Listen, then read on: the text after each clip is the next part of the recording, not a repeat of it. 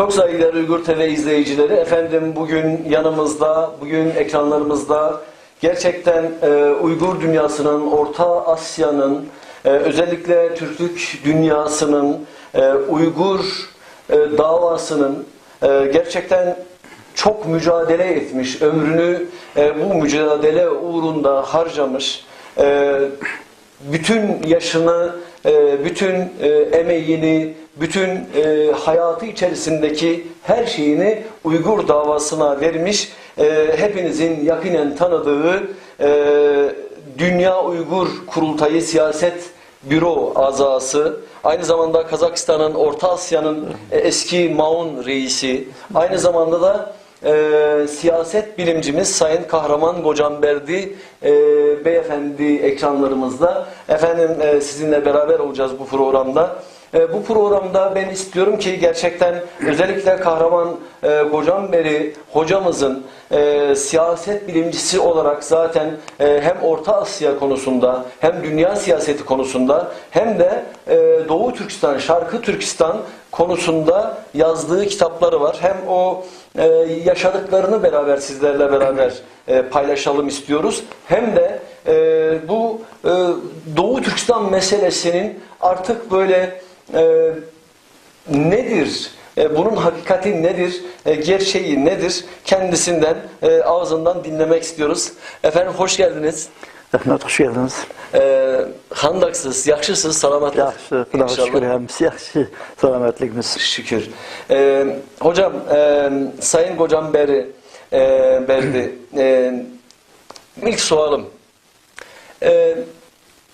Xitayla, Çin'le, Şarkı Türkistan'ın ne derdi var? Nedir problem? Nime? Kısa cevap etsek, bu Şarkı Türkistan'da, Uyguristan'da 20 milyon bizim halkımız var. Onun birla derdi var. O bolsa müstakil devletini eksik keltiriş. Biz müstakil nihayet köp tarihte kağanatlarını kurduk, devletlerini kurduk. Çin imperiyası bir sıvağan, istilaklı bağan. Hazır şu halkara prensip normu boyunca biz Uygur halkı öz takdirimizni özümüz belgileş hukukunu Xitaydan berişini talep kılatımız. Şu arkalık özümüzün müstakil devletini tiklaş. En mühim şu mesele. Evet. Şimdi hocam 1933 ve 1944. Bundan evvel Şarkı Türkistan Cumhuriyet miydi? İnkılap yapmadan önce istiklali var mıydı? Önceden. Şu tarihte istiklal vardı. Meyli o 1933 yılı Kaşgar'da kurulan Şarkı Türkistan İslam Cumhuriyeti olsun, ya ki 1944 yılı, mana hazır 12 noyabrda günleri Gulcu'da kurulan Şarkı Türkistan Cumhuriyeti olsun, ularning istiklali vardı. Ama şu vakitte Uygur halkı kan töküp basqınçılarını, Xitaylarını qoğlap çıkarışqa iqtidar vardı, qoğlap çıkargan.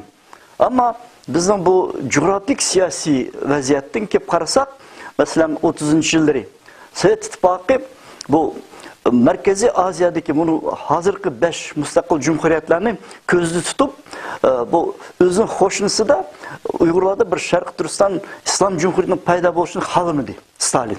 Konkret şuna Xitaylar bilan birleşip şundaq bir imperiya, Kızıl İmperiya biz o kural yarak qo'llanib uni ag'dirib etdi. 44 yıllık Sovet İttifaqı ma'lum derecede o iki Xitay payda bo'lgan. Kuomintang Xitay, resmi hükümiyet ve komünist Xitay. Evet. Şu ikisini oynap başta Kuomintangga kısım kılış için Uygurlarga kural yarak berdi, qo'lladı Uygurlarning azatlık qo'zg'alganini. Ama ikinci dünya urushi ayaklangandan keyin coğrafi siyasi vaziyat dünyada özgürüp ketdi. Stalin, komünistler dünyada komünistik ideyani targ'ib qilish, dunyoni kommunizmlashtirish, ya'ni endi Amerika qarshi turish masalasi chiqdi sahnaga. Mana shu vaqtda Mavzudin bilan Stalin til biriktirib oldi. Ya'ni Stalin butkul bir 400 milyonlik Xitoyni o'ziga do'st bo'lsa, sherik bo'lsa, yaxshi deb qarab, Uyg'urlarni qurbon qildi. qaytadan mecburlab özünü bizning rahbarlarni aldab ketdi. İkinchidan Ahmadjon Qosimiy boshliq ikkinchi rais hukumat ömrünü mushu Almatıga aldab akilib qatl qildi, Moskvaga apirib. Qatl qilib tashladi. Shunday qilib Uyg'urlarni yana Xitoyga tutib berdi. Şu an maşında bizim facialik tariximiz. Şu an hazır bizim bu bütkül dünyaya çıkışımızın tüp asası məqsədi endi Uyghur meselesini halklarlaştırıp, dünyavilaştırıp, terakkiperver devletler. Onun üstüne bizim endi Türk dünyasının aldığınki lideri Türkiye'deki dünyaya Amerika'daki devletlerin histaşlıqını tepip, şularını koluşunu tepip, qaytadan müstakillikni qo'lga keltirish. Yeni zamanda, yeni devirde. Mana şunu kuruşuyatımız. Peki sizin özünüz şarkı türküsünden de mi doğdunuz? Ya ben bu 90'cı yıllarının beşinde birlik ettim bir kaldım. Onun için Xitay meni Nomgrad'da kügezmedi. Siz Kazakistan'da mı doğdunuz? Ben Kazakistan'da doğulgan. Hem de benim dadam, apam, buğullarım şu ili tevesidir. Benim buğullarım bu Sadır Palvan'ın kişidi bulan adamlar. Evet. Şurada Kozgulan kötegen. Çoğun buğularımız. Okey. Şimdi bu sizin atanız, apanız, babanız savaşa katışkan, uğruşa? Benim çoğun babam Sadır Palvan bilen bile uğruş katlaşkan. Onu 15 ileydi, 15'i bop işlegen hizmet kılan. Özü ne söyleyiverdi çoğun? Bizden endi bu özünüz bayqıdınız. Kazakistan'da yarım milyon Uygurlar var. Bu endi 1871 yılı Çar Rusya ili sultanlığı besip kirgen. 10 yıldan keyin 1880'de qaytib chiqdi. Şu vaqtda Çar Rusya bilan birga Uygurlarni ko'chidi. Yetisuga. Şu bizim atı buğularımız Xitayning qo'zg'olon qatnashganlarni jazolashni va akazı shuningdan o'zlarini saqlash uchun mashaqa chiqqan Yetisuga. Şunun bilen biz hazır Kazakistan Uygurları meşede terakkiyatsız ülkemiz Kazakistan Uygurları medeni, marif cihatın köp ülgülük nimler var. Uygur bilim adamları var, bilim adamları var. Uygur tiyatro var, gizli medeniyet merkezi var. Medeniyet merkezleri var.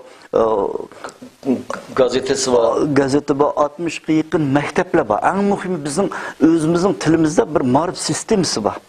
Şunun için bu mesela şunu dep ketip bunu Orta Asya Uygur dili Uygur önemli. tili de Uygur tili de kitaplar çıkıdı, gezi çıkıdı. Hemsi sözlerimiz Xudayın bulmam şükür. O hazır Kazakistan kıyırdaşlar müstakil Uygurlarga kanun dairesinde evet. Özünün tilini, dinini hemmisini saklap gelişke, kullanışka hem imkanına var.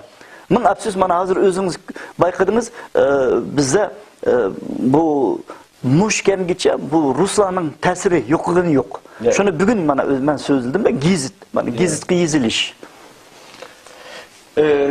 Sizin öz ana vatanınıza gitmek armanınız var mı? Elbette. Çokum şak gitmen ama müstakil bolsa. Evet. Xitaylar meni aldap apagısı var. Ularning maqsadi endi bizni yo'q qilish. Shu meningdan bak nim qiladi. Men hatta faqat yozganim uchun Xitoy nihoyat o'shkurib, shu terroristizmga kirgizgan meni. Yozganim uchun. Men faqat yozaman. Chunki Xitoyning bu Uyg'urlarga tutgan bunday aytganda etnosit deydi, genosidlik, ya'ni millatni millat sifatida yo'q qilish siyosati. Shuni men fakt bilan dalil isbot bilan pash qilyapman. Bunun ne kadar dehşetlik geldiğine, ne kadar bu Uygurlara, yani bütün dünya bunu biliyordu, lakin bununla anca ahmiyet vermedi. Kazakistan'ın Uygurlarının bu Merkez Asya'da oynadığı rolü bek güçlük. Uygur hareketidir mi? Çünkü biz Kazakistan bilen Uygur'un Şersusan'ın çigarası 1747 kilometre. Bir. İkinci tesirimiz güçlük. Siz bayqı üçüncüsü bu bilim, medeniyet. Muşu nuqtai nazardan Qozog'iston Uyg'urlarining bu ona vatanga bo'lgan ta'siri kuchlik. Aloqasi kuchli. Xitoy buni yaxshi biladi. Shunga ularning maqsadi Xitoyning maqsadi. Buni Qozog'istonda hozir birinchi navbat mush Qozog'istonda Uyg'ur harakatini yo'q qilish, to'xtatish. Shu hamma ularning bir prinsip bor. Mana Uyg'ur shunday deydi, yavoyini qo'li bilan ujuqtirish. Ya'ni o'zining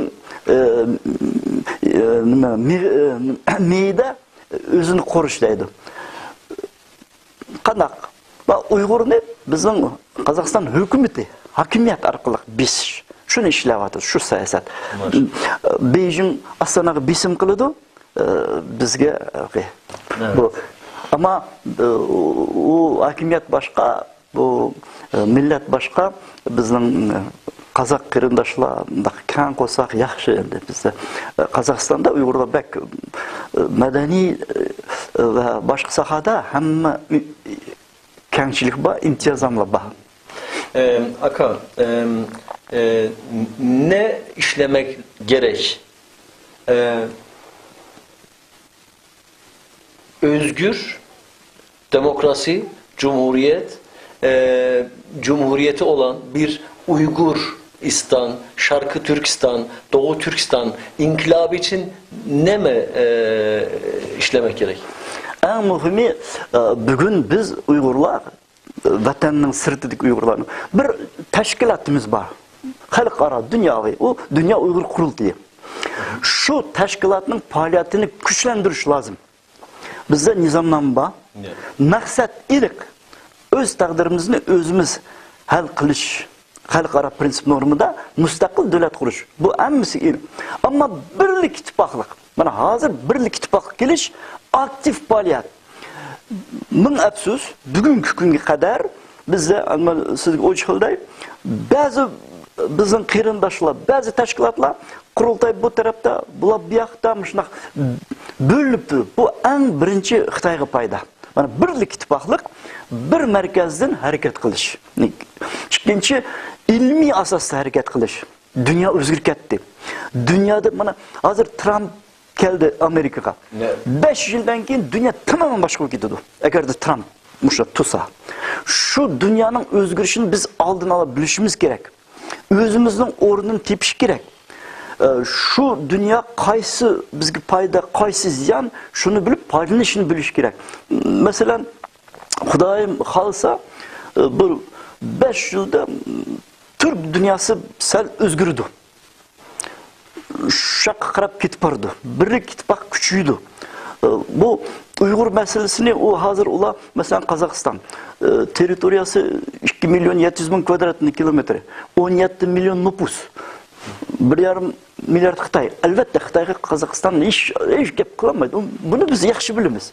Lekin agar Türk dunyosi birlik bo'lsa, tamamen boshqa. Shunga o'xshash Uyg'urlarning mana mening bilishimcha bugun 20dan ortiq davlatda Uyg'urlar bor, tashkilot bor. Shu tashkilotlar bir-birimizni, masalan, meni qahramonini yaxshi ko'rmayman mumkin. Mumkin yoqmayman. Ammo biz maqsad bir. Vatanni qutqarish. Bu maqsadda biz hamkorlashib birlashishimiz kerak. So'zlashimiz kerak, dialog qilishimiz kerak. Bir-birimizga aqlimiz nuqmasin, qarshi bo'lmasin. Masalan, xalqaroda bu alayliqlar, hatto mana Parijda qurultay bo'ldi. Bir yil shunday yaxshi keldi, ko'p yedim. Ya'ni shunda hammasi kelmadi, ko'psi keldi. Mana endi shu qurultayning olgan qarorlarini amallashtirish kerak. Biz ilmiy asos programma yasadikmi? Shu programma yo'lida qadam menish kerak. Masalan, u hozir kurash xalqaroda Uyg'ur davosini tonishdi. U o'tdik, bu bosqichdan o'tdik, tonidi. Ikkinchi bosqich endi masalan eng muhimi qonuniy kurashlaydi. Masalan, Xi Jinpingning bu Qashqardagi masalan Seriq bo'yida yoki Oqsuda bo'lgan ishlarga buni sotga berish kerak. Sotlash kerak, hammaga. Bu ishni qo'yish kerak. Uchinchi bu Xitoyning o'zida kommunistik partiyaning bugun Qurultayli kompartiya lozim emas deb harakat bor. Xitoylar o'zining ichida Sırptım ba. Bugün günde eğer de Komünistik Parti'nin kullansa Uygur meselesi nihayet adilci tezleşiyordu. Şu için ula bilen hemkarlışı gerek. Tayvan meselesi var. Tayvan müstakil devlet bulumundaydı. Turumundaydı manayım. Bu Şangay ve üçüncü yanı bir mesele bu Tibet var. Tibet ma meyli ula Dalai Lama dairasida keng avtonomiyeden Uygur tilde. Öz takdirimizni şayda özümüz belgileylik degan bir yolda ketip bardı. Hamkarlashish. Mana yaqinda Xudog'ining shukri Janubiy Mo'g'uliston Tokioda qurultoy qurdi. Ular bilan hamkarlashish. Shunday qilib biz butkul dunyoda shu kommunistga qarshi, Xi Jinpingga qarshi kurashishga birlashishimiz kerak. Shular bilan haq, adalat. Bu xalqarada nimani yaxshi ko'rdi, nimani anladı? Birinchi inson haqiqiy, inson huquq, kishi huquq, ikkinchi demokratiya. Mana mushu hozir bizning ko'rinishdagi bayrog'imiz bo'lishi kerak. Maqsad mustaqil davlat. Xalqarada, dunyoda bayroq inson huquq, demokratiya. Shuning bilan mengish kerak. Buni tushunish, to'g'ri tushunish kerak. Hammamiz. Bizga nima keldi? Idealiy birlik. Buni men emas, bundan 100 yil burun ulug' Gaspral aytgan. Dil birligi, til birligi, biz endi faoliyat birligi deymiz, ish birligi. Shu bo'lish kerak. Shu lozim. Ming afsus, mana qurultoy 1992-yili shu 12 dekabrda 12 oyda Istanbulda qurilgan. Turkiya bir deb qurpagan. Şundan beri birlik yok.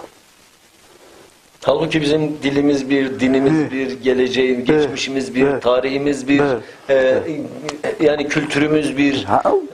Maalesef bir araya gelemiyoruz. Zaten bizi de bölmeye, parçalamaya çalışıyorlar. Bu Uygur, bu Özbek, bu Kırgız, bu Türkiye Türkü diye bizi böyle bölmeye çalışıyorlar. Bu Kazak Türkü diye bölmeye çalışıyorlar. Halbuki bizim hepimiz bir araya gelsek 300 milyonluk bir en azından bir Türk dünyası olacağız. Türk dünyası. Evet. Ben Türk dünyası. Türk dünyası olsa o dünyada 3. 4. güç o. Bir onun bilen hemsi hesaplaşıyordu. Şundak ne yapmak gerek hocam? Onunla birinci bana özünüz dep gettiniz. Bizning bu medeni birlikkeligini, til, din birlikkeligini bunu hemmimiz itiraf kılıp muşu arkalık yaxşı yıkınışımız gerek. Bizim medeniyet bir, til bir Uygurlar bugün paciyat eken. Muşlarga yardım bereyli, muşlarni tatayli. Hazırgacha bu ilim pende bunu endi latince egalitarizm deydi. Yani köpünü özgü tatış, her kim özü. Ben oturazyadım men lider deb Astana tatıdı, yak men deb Taşkent tatıdı. Şundak bir. Evet. Bu to'g'ri emas. O endi Xitoyga foyda. Xitoyga foyda. Xitoy maxsus bununla yaqinlik siyosatchi politiklarni qo'yib mush yo'lga ishtirdi. Xitoy maxsus birlikka qarshi bo'lgunchilik qildi. Bir-birini, masalan, meni g'arbdagi apandimlar qarshi qo'ydi. Mandaq dedi, andaq dedi. Ularni man qarshi qo'ydi. Asli zaten mana buningdan biz yuqori bo'lishimiz kerak. Men bayqa dedingiz-ku, shu Uyg'uriston, Sharq Turkistondan shunday maqsadni qo'lga keltirish uchun nima qilish deb. Mana bunday aytganda oddiy qilib bo'ladi. Faqat buningga shunday haqiqiy pok niyatdan birlik kerak, ishidan kelgan bilim kerak va astoydil deydi Uyg'urcha. Shu qitirqinib ishlash kerak, faoliyat. Bir qadam qildim, yaxshi, ikkinchi qadam, uchinchi qadam, to'rtinchi qadam. Efendim ben Kahraman Hocam Berdi beyefendiye hocam diyorum çünkü kendisi siyaset bilimcisi olduğu için hocam diyorum. Kendisi gerçekten çok sevdiğimiz, kendisine saygı duyduğumuz Uygur dünyasının gerçekten hatibi ve Uygur dünyasının dili, Uygur dünyasının kulağı ve o konuştuğu zaman gerçekten Uygurların nabızlarının arttığını fark ediyorsunuz. Kalp atışlarının arttığını, biz de hakeza öyle. Tabii ki yalnız benim dikkatimi çeken bir şey var.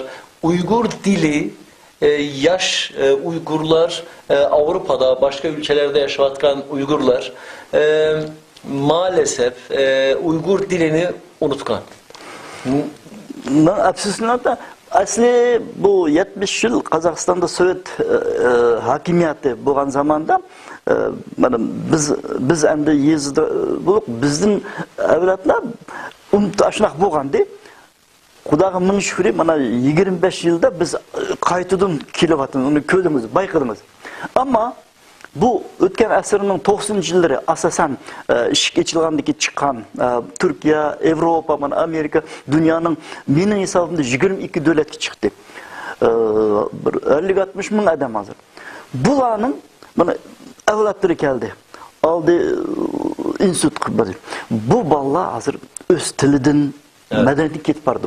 Bu ne? Bu mesela bizden kurultayda ne çıkıdan kötürülgen. Şunu hal kılış için Paris'lik kurultayda mahsus mağrip komiteti kuruldu. Dilnur Hanım bunun reisi. Maksat bu meselenin hal kılış. Ama ameliyattan kelip mesela özü hal boğatın. Avustralya'da mektepler var. Şembe yaşam günü. Maşındaq mektepler hazır Germaniyada mı? Hem de German yaman tarqaq qiyin. Şundaq bolsa 500 kilometreden kelip şembe yaşam günü okutuvatıdı. Bu yaxta bek yaxşı iş etkan boladım. Bu İstanbul'daki Şarkı Türkistan Mağrip Hemperlik Teşkilatı bunu balla bağçı deydi. Balla bağçısını açtı. Yaslı. Andın muşu şembe yaşamlık mekteplerini içip bilim yurtunda. Uygur Til Edebiyatı bu İslam'ın tarihi ve İslam'ın asası akidelerini ügütüş. Bu en doğru yolmuş şu. Şunda kılıç gerek. Başka yolumuz yok. Biz aldı bilen öz kimliğini saklaş. Bu mühim mesele. Çünkü milli dava, müstakillik davası o uzak müddetlik bir dava. O öz tili de, öz kimliği de saklamasa o yaşlı davadan çekindi. Çünkü garip dünyası o özünün bir medeniyeti. Bu yerdeki zamanı teknoloji hemisi tez özgü tatıp gidiyordu. Ya hayt güçlük bu. Evet. Şuna muşunda kıpar kılımız. Evet. Sayın Hocam Berdi Hocam, buradan sizin Xitay'a sözünüz var mı? Endi Xitay rehberlerine allık açan düşündüğün vakit geldi. Eğer Xitay'ın yaşlarına, yaşlarına, gençlerine, birinci düşünen adamlarına bir söz var mı? Benim dediğim Xitaylarga, eğer de Xitay'da tinchlik, muqimlik bo'ladi dese, Xitay'da, o zamanda Xitay özünün kanun dairasida da Xitay Birleşken Devletler Teşkilatı'nın azaz süpütü de yazılgan Uygurlarga öz takdirini, öz hal kılış hukukunu beriş gerek. İnsani muamele kılış gerek Uygurlar bilen. Şu vaxtda yaxşı buludu, hoşundaşlık buludu. Biz Xitay milletini hürmetleyimiz. Bu komünistlarla biz Xitay hükümeti karşı, komünistler karşı. Millet onun bilen biz hoşundaşlık buluşka yaxşı ötüşke Xitay'ın normal insanları bizim kardeşimiz. Bizim kardeşimiz. Ama Uygur halkını ezen, üzen, zulüm edenler bizim dostumuz olamaz. Yok. Şu ben arkadaşlar deyim ben. Komünistik partiya şunu kollaydıgan buladı. Endi biz Xitay özü kanun himaye kılıcı. Yak bu sahçı, teptiş, sot, mahbi, muşlarının hemisi bizim düşman. Bana bu düşman. Bizni takiplaydigan, atıdigan, çapıdigan. Her düşman demez. Aynen. Onu evet. Çin halkı bizim düşmanımız değil. Sadece Uygur halkına zulmeden sistem bizim düşmanımız. Bizi çünkü eziyor, öldürüyor, yok ediyor. Bir sistem olmuş, komünist sistem olmuş, düşman. Peki. Efendim benim size ahirki sualim. Hoş, rahmet. Dünyadaki Uygurlara, karındaşlara, ığıza, kandak tilekleriniz var. O tilekten biz ameliyat ettim. Birinci tilekim karındaşlar. Son olarak ama burada aynı zamanda Türk kardeşlerimize, insan kardeşlerimize, Avrupa'daki kardeşlerimize, dünyadaki kardeşlerimize hemisiga ortak o karındaşlar bizim medeni, tarihi, til, dini birlikni asası da biz birlik keleylik, birlik ittifaqlıqa. Şunun asası da kıyırdaşlar, Türk dünyası degende, Türk medeniyeti degende Uygur medeniyeti degen siz mümkün emez. Uygurlar bütün Türk dünyasına Uluk Mahmud Kaşgarlı'nı bädi, Divan-ı Lugat Türk, Yusuf Has Hacip'ni bädi kutadığı bilik. Mana şunun için bugün Uygur halkı sizlerinin yardımınıza muhtaç. Sizlerge muhtaç. Bizim kıyırdaşlar, Uygur kıyırdaşlar deydiğim kıyırdaşlar öz ara kıtlatını toxuttu, birlik ittifaqlıq geleylik. Dünya Uygur kurultayını dünyada itiraf kıldı, tonudu. Şunun etrafı jığılay. Meyli siz qaysı yoldu mağman, dini yoldu mu, ictimai, siyasi, iqtisadi, birlik ittifaqlıq geleylik. Şu vaxtda biz məqsədini qol keltirimiz. Yani deydiğim ümit bilen yaşaylık. Ulu Allah'a biz ümit bulaylık. Eyvallah. Evet. Efendim insanın en son yitirmesi gereken şey zaten ümidi. Çok saygıdeğer Uygur TV izleyicileri, biz Sayın Kahraman Gocan Berdi hocamıza kendisine çok çok teşekkür ediyoruz. Gerçekten bir siyaset bilimcisinin diliyle Uygur meselesini anlattı. Ben acizane dilimin döndüğünce aldığım notlarla tabii ki ben Uygurcayı bilmiyorum ama Uygur yani neticede biz anlaşabiliyoruz inşallah. Eksiğimiz, noksanımız olursa lütfen bizi affedin. İnşallah ilerleyen zamanlarda daha iyi bir Uygurcayla, daha güzel yerini bulacak sorularla kendilerini inşallah tekrar konuk etmek istiyoruz. Bu arada biz Dünya Uygur Kurultayı'na sevgilerimizi, saygılarımızı sunuyoruz. Sayın Rabia Kadır annemize, onun etrafında duran, onunla birlikte hareket eden bütün karındaşlarımıza, Türk dünyasına, Türk Müslüman alemine, insanlığa hem Uygur TV adına hem Doğu Türkistan İnformasyon adına ve yine Genel Başkanımız Abdülcelil Karakaş Beyefendi adına sevgi selamlarımızı sunuyoruz. Efendim çok rahmet. Çok rahmet. Teşekkür. Allah razı olsun. Çok rahmet.